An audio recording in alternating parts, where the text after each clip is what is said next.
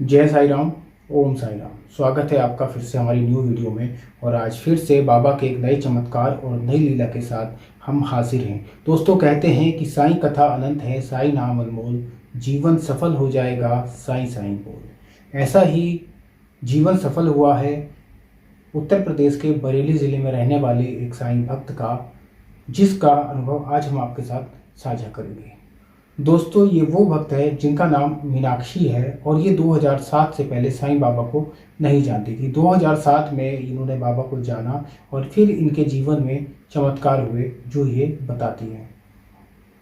दोस्तों, 2007 से पहले ये जब कभी साईं बाबा के मंदिर के सामने से गुजरती थी तो ये बाबा को प्रणाम तो ज़रूर करती थी, लेकिन इनके मन में किसी तरह का बाबा के प्रति कोई ऐसी आस्था नहीं थी कि हाँ चलो बाबा को पूजा जाएगा या बाबा उनके श्रद्धे हैं। कुछ नहीं। जिस तरह से नॉर्मली हम कहीं जाते हैं और कोई देवस्थान दिखाई देता है, कोई मंदिर दिखाई देता है, तो हम बाहर से ही उस मंदिर को इस तरह से प्रणाम कर लेते हैं, जबकि हमें पता नहीं होता कि आखिर ये मंदिर किस देव का है, इसके अंदर कौन विराजमान है। उसी तरह से बाबा के प्रति उनके मन में ना तो आस्था थी और ना ही किसी तरह का कोई निराशा थी। मतलब वो बाबा के लिए एक तटस्थ थी और बाबा को प्रणाम कर लेती थी। लेकिन उनकी एक सहेली थी जो बाबा की भक्त थी। उन्होंने उनसे कहा कि तुम चलो शिरडी चलते हैं साईं बाबा के दर्शन के लिए। तो उन्होंने कहा कि अरे इतनी दूर शिरडी में कैसे जा सकती हूँ, और उन्होंने मना कर दिया। लेकिन बाबा की जब इच्छा हुई, बाबा को उन्हें बुलाना था, तो जैसे ही उन्होंने टिकट कराया अपनी सहेली के साथ शिरडी जाने का, तो वो बताती हैं कि टिकट कराने के साथ ही उनके जीवन में कुछ चमत्कार होना शुरू हुए जिसको उन्होंने अनुभव किया। दोस्तों, उनके पति बेरोजगार थे, काम नहीं लग पा रहा था। वो बताती हैं कि टिकट कराने से, शिरडी जाने से पहले ही जैसे ही टिकट कराया उसी बीच उनके पति को नौकरी मिल गई और उनका काम ठीक ठाक चलने लगा। उसके बाद वो शिरडी गई और बाबा के दर्शन किए। वो बताती थी कि हम दिन में चार चार बाबा के जो वहाँ पर मुख दर्शन होते हैं, वो दिन में चार चार बार उन्हें मुख दर्शन करने का सौभाग्य प्राप्त हुआ। और उसके बाद फिर 2007 से लगातार वो हर साल शिरडी जाने लगी। ये कहानी 2010 की है। वो कहती हैं कि दरअसल इस बीच में बाबा ने उनको कई बार अनुभव दिए। स्वप्न में एक बार बाबा ने अपनी ऊदी से उन्हें मांग भरने के लिए ऊदी दी और उन्हें अखंड सौभाग्यवती रहने का वचन दिया था। 2010 में उनके पति का एक्सीडेंट हो जाता है। वो कहीं काम से बाहर आ रहे थे, तो उनके घर पर एक फ़ोन आता है और फ़ोन वाला उन्हें बताता है कि ऐसे ऐसे ये आपके हस्बैंड हैं और इनका एक्सीडेंट हो गया है। जैसे ही वो उस जगह पर पहुंचती हैं जहां उनके पति का एक्सीडेंट हुआ था, तो उस समय पर दोस्तों किसी तरह का 100 नंबर या एम्बुलेंस ये सारी व्यवस्थाएं तो थी नहीं, क्योंकि 2010 की बात है। तो जो पुलिस वाले वहां आते हैं, पुलिस आती है बॉडी को उठाने के लिए या एक्सीडेंट होने वाले पर्सन को उठाने के लिए। तो उन लोगों ने जब इनके पति को देखा तो उन्होंने कहा कि इसमें कुछ है नहीं, और वो लोग उन्होंने उनको वहीं छोड़ दिया, ले जाने की बजाय या कहीं हॉस्पिटलाइज कराने की बजाय उनको सड़क पर ही छोड़ दिया था। और उन्होंने अपने अधिकारी को कह दिया कि इसमें कुछ है नहीं, लगभग ये एक्सपायर हो चुके हैं। लेकिन वहाँ पर एक व्यक्ति थे, जिस व्यक्ति ने इनको फ़ोन किया था, वो व्यक्ति वहीं खड़ा रहा और इनके पहुंचने से पहले ही उस व्यक्ति ने उनको हॉस्पिटल में ले जाकर एडमिट करा दिया। और जब ये वहाँ पहुंची, उन्होंने फिर से उसको कांटेक्ट किया उस नंबर पर, तो उसने कहा कि बहन जी आप इस हॉस्पिटल में आ जाओ, मैंने आपके हस्बैंड को हॉस्पिटल में एडमिट करा दिया है। जब ये वहाँ पहुंची तो वो आईसीयू में एडमिट हो चुके थे और वो व्यक्ति वहीं खड़े थे। तो ये कहती हैं कि इनके हाथ में एक साईं बाबा की ये अंगूठी पहनती थी, जो सदैव वो पहन के रखती थी। जैसे ही उस व्यक्ति ने इनके हाथ में वो अंगूठी देखी तो उसने इनसे पूछा कि क्या बहन जी आप साईं बाबा को मानती हो? तो उन्होंने कहा साईं बाबा को नहीं, मैं साईं बाबा को ही मानती हूँ और साईं बाबा ही मेरे सब कुछ हैं।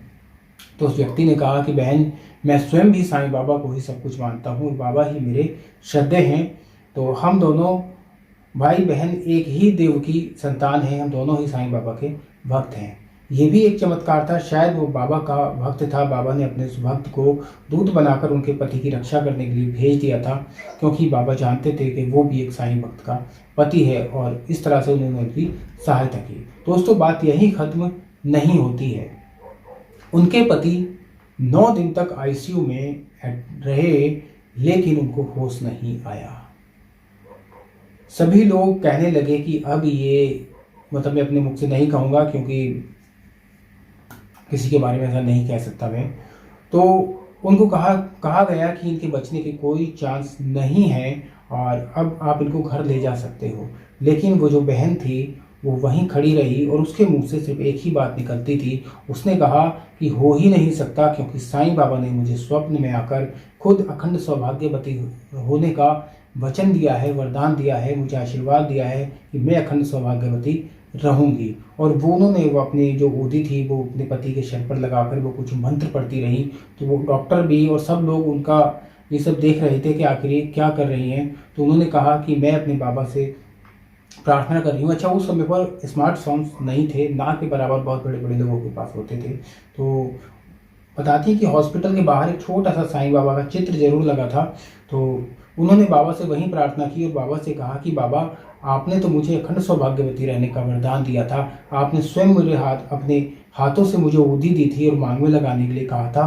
उन्होंने स्वप्न में उस ऊदी से अपनी मांग भरी थी। तो उन्होंने कहा कि अब जब आप अखंड सौभाग्यवती का वरदान दे चुके हैं तो मेरे पति मुझे छोड़कर नहीं जा सकते, इनको कुछ नहीं होगा और ये बिल्कुल ठीक है, ये उठेंगे, बोलेंगे और मेरे साथ रहेंगे। दोस्तों, एक दिन गुजरा, 2 दिन गुजरा, इस तरह से पूरे 9 दिन गुजर गए, लेकिन उनको होश नहीं आया। लेकिन वो बहन अपनी बात पर अडिग रही, परिवार वाले भी समझाते रहे, लेकिन वो यही कहती रही कि नहीं, बाबा ने कहा है कि मैं अखंड सौभाग्यवती रहूँगी। इसका अर्थ ये हुआ भाइयों कि उनके कहने का अर्थ था कि अखंड सौभाग्यवती रहने का मतलब ये नहीं है कि उनके पति संसार में हमेशा रहेंगे, क्योंकि संसार में जो आया है वो कभी ना कभी जरूर गया है। लेकिन इसका अर्थ हम इससे लगा सकते हैं कि हो सकता है बाबा का ये अर्थ हो कि उनके पति से पहले वो इस संसार को छोड़ दें, जो कि हर एक पत्नी की कामना होती है कि वो अपने पति से पहले संसार छोड़ दे, तो वो अखंड सौभाग्यवती ही जाती है। ऐसा ही कुछ उनका मन में था कि बाबा ने कहा है तो मेरे पति को कुछ नहीं होगा। दोस्तों, एक रात जब वो आईसीयू के बाहर ही अपने पति के साथ थीं, तब उन्होंने देखा कि साईं बाबा उनके पति के बेड के पास खड़े हैं और साक्षात उन्होंने बाबा को देखा। फिर उनके मन में पूर्ण विश्वास था कि बाबा जब साथ हैं तो फिर बाबा अपने वचन का पालन जरूर करेंगे। दोस्तों, 10 दिन के बाद उनके पति को होश आता है और वो ठीक होते हैं। इसी बीच में एक और घटना है कि जब उनका सिटी स्कैन कराया गया तो डॉक्टर्स ने कहा कि इनके दिमाग का ऑपरेशन करना पड़ेगा, लेकिन उन्होंने इसके लिए मना कर दिया। उन्होंने कहा था कि हम ऑपरेशन नहीं चाहते, हमें ऑपरेशन कराना ही नहीं है, मेरे पति बिना ऑपरेशन के ही ठीक होंगे और इन्हें कुछ नहीं होगा, क्योंकि अगर एक बार सर खुल जाता है, ऑपरेशन हो जाता है, फिर कोई नहीं जानता कि क्या हो। उसके 3 दिन के बाद जब फिर से सिटी स्कैन कराया गया तो डॉक्टर ने जो रिपोर्ट्स देखी तो वो कहती हैं कि डॉक्टर्स कभी तो रिपोर्ट्स को देखता था, कभी वो हमारे चेहरे को देखता था और हम भी डर गए कि डॉक्टर क्या कहना चाह रहे हैं, आखिर इतना आशंकित क्यों है। तो जब उनसे पूछा गया कि डॉक्टर साहब क्या हुआ, तो उन्होंने कहा कि मुझे यकीन नहीं हो रहा कि ये कैसे संभव हो गया। जो रिपोर्ट्स 3 दिन पहले इतनी ज़्यादा डैमेज थी कि इनके दिमाग का ऑपरेशन बहुत ज़रूरी था, लेकिन अब सब कुछ नॉर्मल है, ये कैसे हो गया। तो उन्होंने कहा कि सब बाबा की कृपा है, मेरे बाबा की दया है। के बाद उनका ऑपरेशन नहीं हुआ और 9 दिन के बाद उनको होश आ गया और कुछ दिन और वो वहाँ स्टे रहे। उसके बाद उनको छुट्टी दे दी गई और वो बिल्कुल ठीक हैं और वो बहन आज अपने पति के साथ खुश है, उनका पूरा परिवार खुश है। उनके जीवन में और भी ऐसे बहुत सारे चमत्कार बाबा ने किए जो सब मैं यहाँ नहीं बता सकता। मुझे उनका ये एक अनुभव बहुत प्यारा लगा, बहुत अच्छा लगा। मुझे लगा कि अपने भक्तों को बताना चाहिए, इसीलिए मैंने आप लोगों के साथ शेयर किया। दोस्तों, यदि श्रद्धा सच्ची है और मन में अटूट विश्वास है तो बाबा सबकी सहायता करते हैं। इसी के साथ साईं कथा अनंत है, साईं नाम अनमोल, जीवन सफल हो जाएगा, साईं साईं बोल।